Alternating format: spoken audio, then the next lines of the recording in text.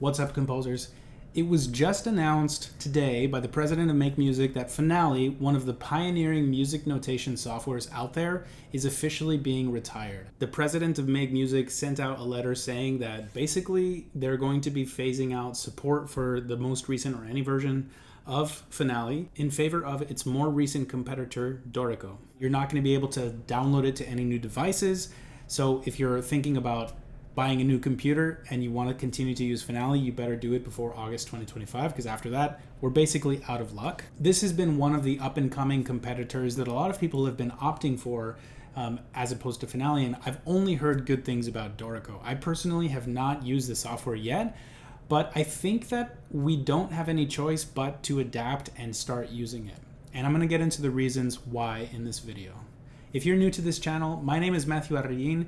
I'm a composer and cellist, and I got my PhD in music composition at Northwestern University. Now I run the Sound Painter Studio, which is an online community for composers who are looking to level up their music under my guidance. On this channel, you can find courses in music theory, music composition, and I'm also going to be doing some analysis videos where I share my own interpretations of famous works in the future, so stay tuned for those things. Feel free to subscribe so you don't miss any updates from me. Now, this news about Finale poses kind of a conundrum for a lot of composers, and it came as a shock to a lot of us. I've been seeing posts about it all over social media today. For the composers who've been sort of part of this dedicated user base for so many years, I imagine that having such an extensive backlog of scores engraved in Finale is going to be hard to adapt in a new software, because translating from one to the other is not going to be so one-to-one, especially if they're using non-traditional notation, like many of the composers that I know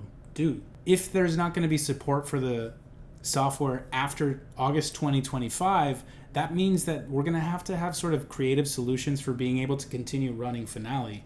Namely, running older machines, older laptops and computers to be able to actually continue to edit those files when necessary. Now, long term, this is not really a sustainable thing. So in my perspective, I think it's going to be necessary to adapt and learn how to use one of the alternatives. And I think that Dorico makes sense, because while I'm not really familiar with the software, I've only heard good things about it.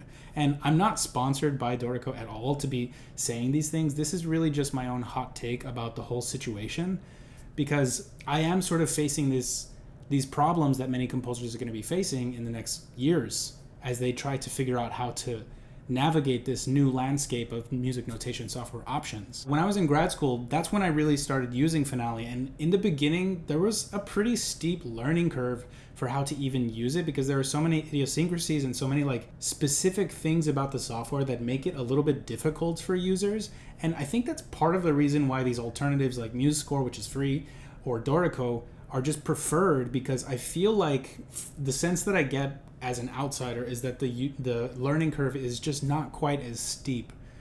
But the big question that I have, and this is something that I'm going to be trying to figure out over the next months and years, is how can we use sophisticated non-standard notation in a different platform than Finale? Because what I like about Finale, once you get over that initial hump, is it is a highly customizable and highly malleable software. Now, a lot of people who really wanted to go even further and do much more creative kinds of notations would then just like go to a different program entirely and do things in Illustrator. But if you're still sort of within the constraints of like relatively standard notation, I think that many things can still be done in Finale.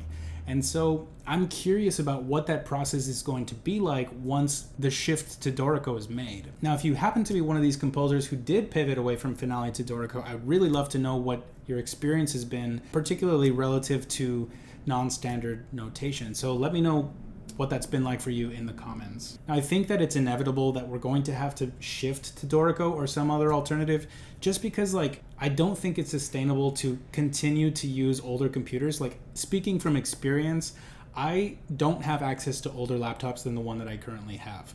And that's mainly because like I'm a parent of small children, and the last laptop that I have was sadly murdered by my son, who was 1 at the time, and his choice of weapon was a sippy cup. So accidents can happen, or, you know, your car can get broken into and someone steals your backpack and there goes your laptop. You know, you never know what can happen. So I feel like this may not be sustainable. And also just from like the perspective of a composition mentor, or if you happen to be a teacher privately or in a university, we need to be able to help and guide our students to be able to learn how to use the software, to be able to do the things that they want to do. And if we're strictly devoted to Finale, which is already on a sinking ship, then we're not going to be able to help them once they start using Dorico or MuseScore or Sibelius. And I feel like that's going to really tie our hands in negative ways. So it's sort of our responsibility out of service to our students and to the ones that we mentor to learn the software and to stay up to date with what they're doing, because after August 2025, they're not even going to be able to download Finale. So we wouldn't even be able to recommend that they use the software, and we shouldn't recommend that if they're not even going to be able to continue to use it in the years and decades to come. It just doesn't make sense. I feel like we should take advantage of the course of the next months to really start to learn the software, even if it's alongside our Finale use for the time being, just so that we can continue to be of service to our students and to the ones that we mentor. Now, obviously, if you write all your scores by hand, this is not going to affect you at all, but it might affect people in your community. This may affect the people that you enlist to engrave your scores. So I feel like this is still going to have pretty widespread effects on the Finale community. If you're a Finale user, then let me know what your thoughts are in the comments. Let me know what you think about this news, if you're planning to switch to Dorico. If so, why? If not, what are you thinking about doing in the future? How are you going to handle this whole situation? And I'll see you in the next video.